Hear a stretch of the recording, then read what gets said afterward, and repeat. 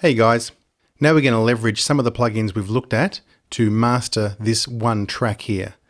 Now this is another track by the band The April Tree, who have also featured on one of the other examples we've been using. Now this is a demo track that's been given to me, and I've chosen it because I think it suffers from a lot of the problems that we tend to get these days.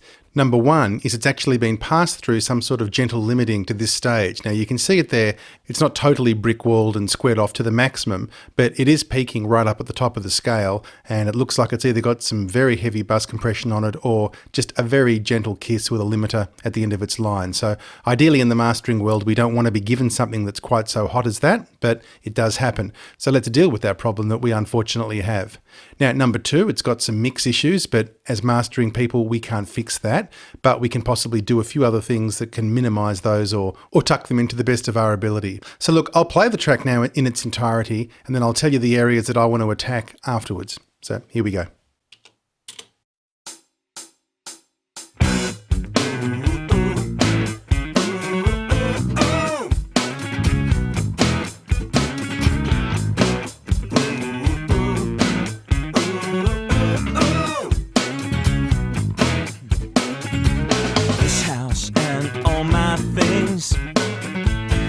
TV and the rest, tables, coffee rings, just a shrine to nothingness. The things I thought I owned wound up owning me.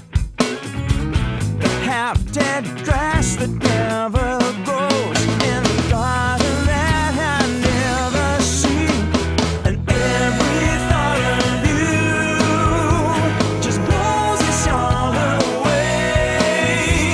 I know this much is true, but not for you I'd not be who I am today.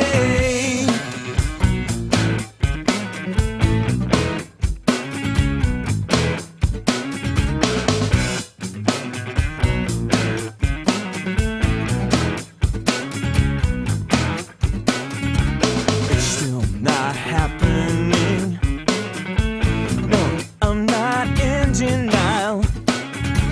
You might as well settle in, 'cause this'll probably take a while. I'll go fix you a drink, it's the least that I can do. Oh, you sit here and help me think, and I wonder how I'll ever thank you. And every thought of you just blows us all away. I know this much is true, but not for you I'd not be who I am today. If not for you I'd not be who I am today. If not for you I'd not be who I am today. If not for you I'd not be who I am today.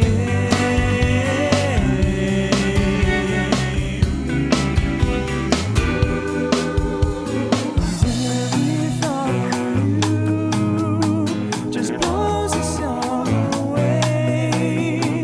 I know this much is true. If not for you I'd not be who I am. And every thought of you just blows us all away. I know this much is true. If not for you I'd not be who I am today. I'd not be who I am today. I'd not be who I am. Okay, so I hear a number of problems with this track, and the majority of them really require a remix to fix, but in this context we can't remix. This is what we've been landed with. So some of the issues I can hear is that the vocal itself doesn't quite sit at a comfortable level. It probably needs to be compressed a little bit more cleverly and then pushed up a little bit so it remains constant but at a slightly louder volume. There's these little snare fills all over the place where the snare kind of pokes out a little too much. The bass line's probably a little bit hot in places when you can really hear it jumping up, maybe even a little bit too woolly in parts. But it's a cool song, it goes along nicely, and we can certainly tighten it up and make it more presentable than the way it is right now. Now, in terms of references that this band points me to, it's usually things like John Mayer, even Maroon 5's Songs About Jane album, where things are much brighter and louder than the more recent John Mayer albums. So they've got this kind of soulful bluesy thing, but with a kind of a funky edge. And that's the direction I've been given. So that's what we're going to shoot for. Now, in terms of what you just heard now, by the way, you can see here I've actually pulled this track down to -6. So natively it does go pretty close to 0, but I've pulled it down -6, and the only plugin I've got alive at the moment is this L316, which is then boosting back up 5 again. So theoretically we shouldn't be clipping at all. This clipping light's been coming on and off here because obviously this track, which is metering pre-fader, has seen some overs, so nothing we can do about that. That's on the file itself. Also, a little bit disturbing is through parts of here we can hear little bits of distortion creeping in, a little bit of grittiness that presumably has happened at the mix stage or possibly on some of those original tracks. So again, nothing we can do about that, and unfortunately some of our kind of brightening up procedures may exacerbate that more, but we'll just have to wait and see. Now, I'll open up the plugin so we can see what I've got on here, and I've got everything else bypassed at the moment. Okay, so as you can see, I've got the Duro meters down there and the L316 alive, the others are turned off. So I'll go through these one by one and see the effect they've each had on the finished master that I'll play. So first up, we've got the linear phase EQ, and I'll pull him up a bit higher.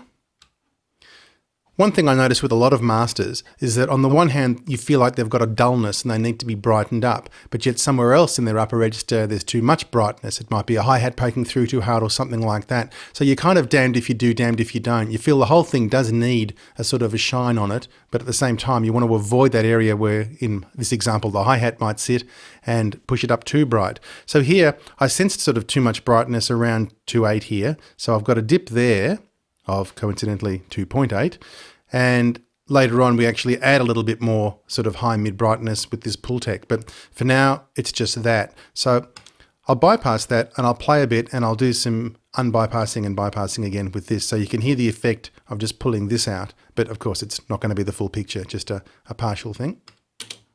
That I can do. You sit here and help me. I'll jump to this end bit to make it the most aggressive. And as you can see here, this is sort of the loudest, most aggressive part of the track. Just blows us all away. I know this much is true, if not for you. Okay, even as though it's 2.8 dB, it does sound quite subtle at the moment, but that will fall into a better perspective when all the other things are revealed. So just remember that I've done that, and we'll move on to the next one and deal with some of the bottom end problems. So I've used the linear phase low band for that. So here I've got a high pass filter at 43 Hertz, and it's your standard variable slope high pass there. So it's not that resonant one. And that's just rolling down there nicely and just getting rid of any mud that might be down there, though I don't think there was too much, but it's more of just a precautionary thing. And I've used 2 bell filters over here to try and alleviate some of that bass guitar that was just poking through a little bit too much in parts. So, of course, we like the bass guitar note and the harmonics further up the spectrum.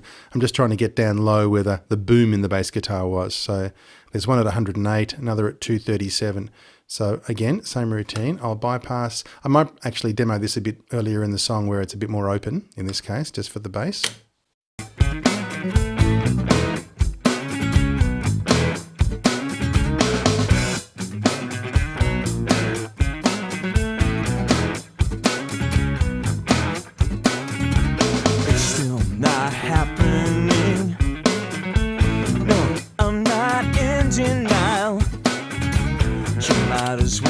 So there's that, just thinning out some of that boom. Now next up, I thought the whole thing was a little bit narrow, even as though there are some nicely panned items there, it was a little bit narrow. So I've grabbed center and haven't done much with this, but it's made quite a difference. I've just pushed up the sides fader by 3.2 dB, it appears there, and had a little tweak on this low to push some of that bottom end off to the sides because I thought there was enough bottom end up the middle anyway. So just to distribute some of that energy off to the sides was doing no harm at all. So now the whole track does have a slightly more broad width about it, and we'll demo that. And help me think, and I wonder how I'll ever thank you. And every thought of you just blows us all away. I know this much is true, but not for you. I'm not. So those backing vocals particularly open up really nicely in the stereo spectrum when the center is applied. And what caught me a bit by surprise here is how much adding center contributed to extra peaks in the program. And have a look here, you've got the L316 in the background.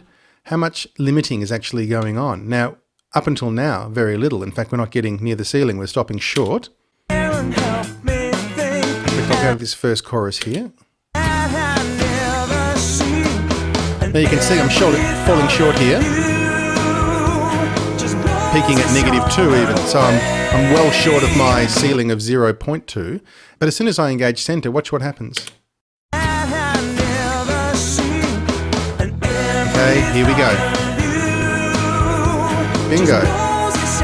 We're working away here, peaks are well up, and hitting the ceiling relatively hard.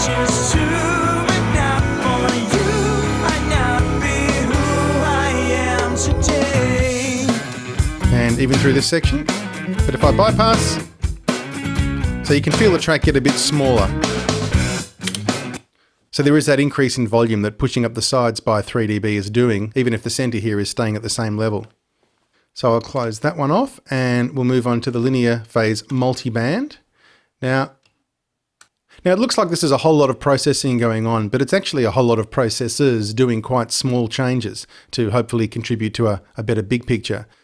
So here I'm only using 3 of the 5 bands to do anything. I'm using the bottom 2 here, and I'm using this high mid one there. So this high mid one is kind of clamping down on that area where the snare gets a bit boisterous, just to tighten things up a little bit. And same again down at the bottom end here, just to jump on that bass and the lower mid version of the bass guitar, just to tuck them in a little bit. And you'll see it's not going to be working terribly hard, but just doing a little bit of tightening. So before and after again.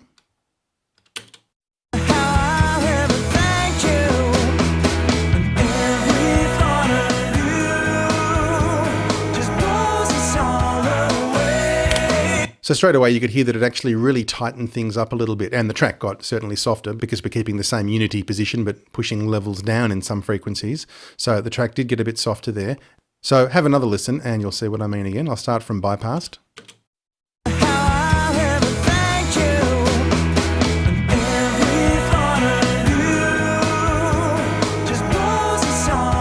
And back on.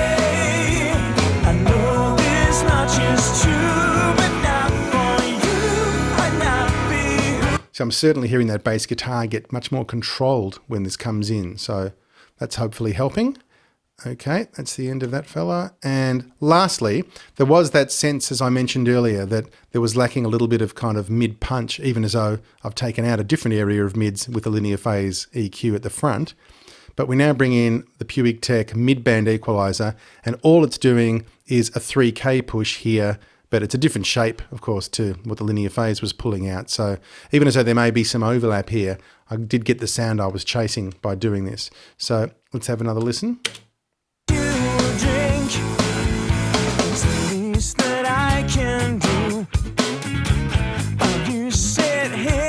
And off again.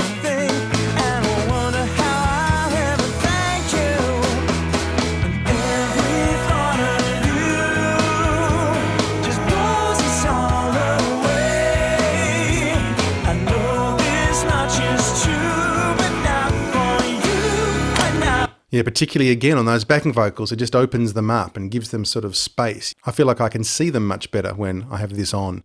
So beneficial in that way. So there's the whole package. And as you can see, I've used several processors, but just all in a small way to make a total difference.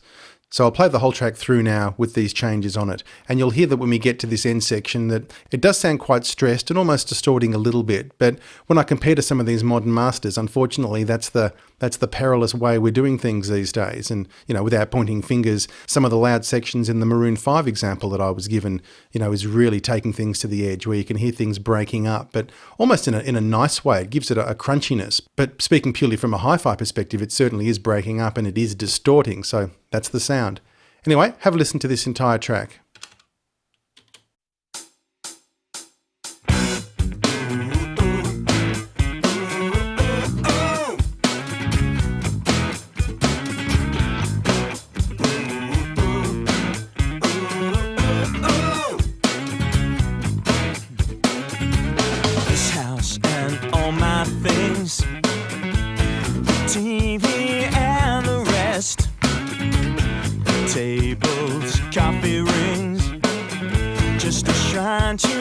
nothingness. The things I thought I owned wound up owning me.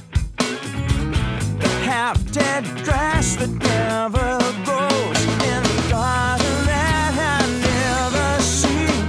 And every thought of you just blows us all away.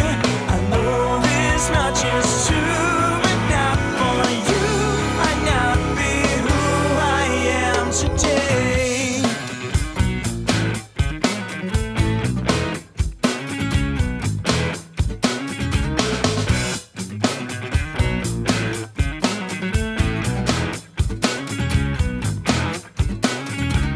It's still not happening.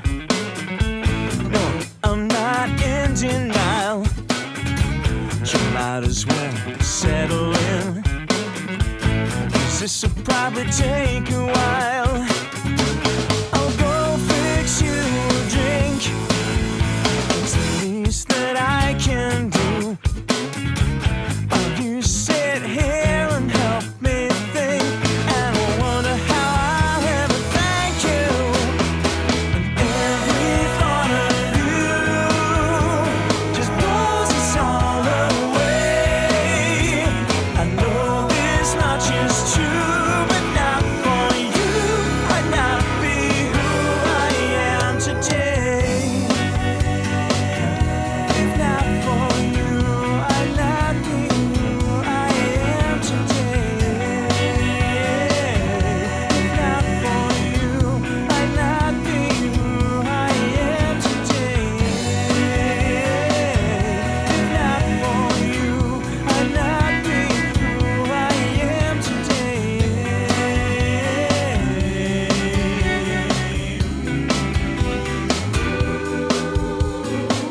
Every thought of you just blows us all away. I know this much is true. If not for you, I'd not be who I am. And every thought of you just blows us all away. I know this much is true.